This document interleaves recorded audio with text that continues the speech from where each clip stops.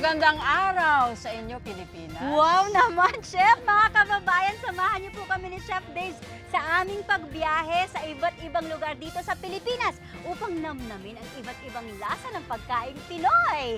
Malipayong adlaw kaninyong tanan, gikan dinhi sa Mactan Shrine, Lapu-Lapu City.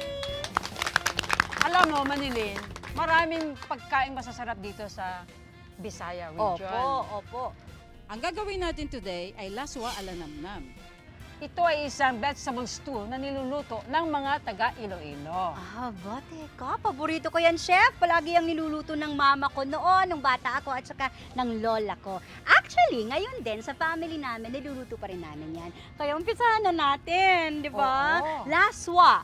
Umpisahan na natin. Okay. Ang tawag namin dyan dito, utan. Wow, Kasi ang utan. ingredients niyan, mga utanon, mga gulay. Ito ay isang napakasustansyang pag-ilonggo na sabaw na may gulay dahil wala itong gisa-gisa, walang Opo. mantika. Ang gagamitin natin pang palasa sa sangkap ay hipon. Ginamit natin itong mga ulo ng hipon para hindi masayang ang linamnam na pwedeng makuha dito. Alisin ang mga ulo ng hipon pagkatapos. Ang ating susunod na gagawin, yung lahat ng matitigas Okay. na gulay Mhm. ay ilalagay na natin. Eggplant. Eggplant. Tapos And? ito, sayote. Ang ganda ng Murang-mura sayote, lang, ano? oh. Kalabasa, Tapos yung Tanglad. takway. Oh, ito pa ang isang sikreto na ilalagay natin. Okay. Ang Lucky Me Namnam Original Pack. Regular pack po yan, ano? Apo.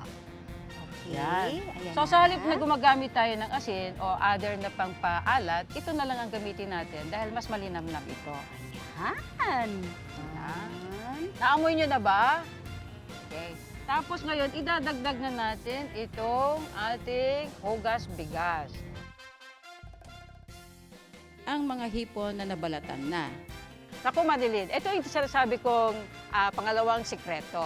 Ang paggamit ng namnam tomato, 2 sachet. Ngayon, ang laswa ay hindi usually ginagamitan ng tomato.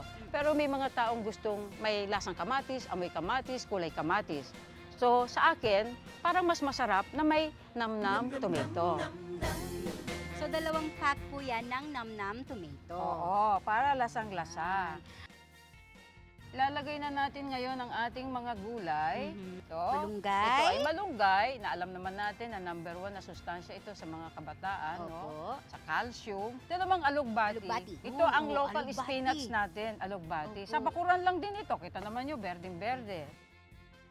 Tatakpan natin. Isang kulo. Heto na, ang mas malinamnam na laswa ala namnam. Wow! Yay! Para sa kompletong recipe, go to www.luckymenamnam.com.ph.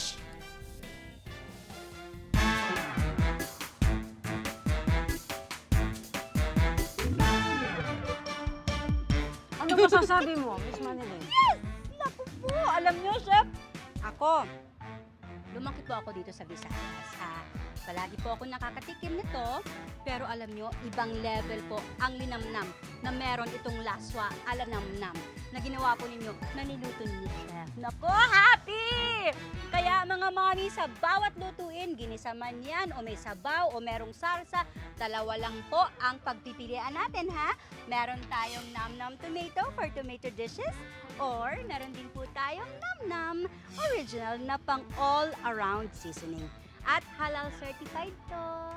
Kaya para laging happy ang kainan, all you need is love and namnam.